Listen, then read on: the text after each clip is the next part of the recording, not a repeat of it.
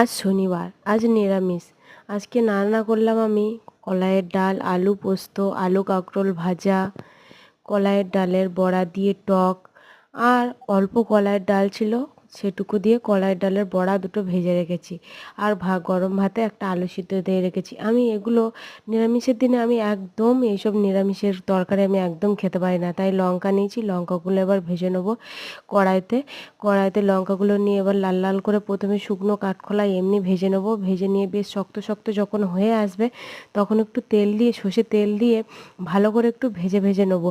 সর্ষের তেল দিয়ে লাস্টে সর্ষের তেল দিয়ে ওটা দিলে না বেশ একটু মচমচে পারা হয়, তো ওইটা রেখে দিয়ে এবার গ্যাসটা আমি মুছে নিলাম। গ্যাসটা মুছে নিয়ে ভাত খাওয়ার সময় আমি লঙ্কাটাকে ভালো করে, তখন দেখবো লঙ্কাটা বেশ মচমচে থাকবে, দিয়ে আলু সিদ্ধটাকে ভালো করে মেখে নিলাম।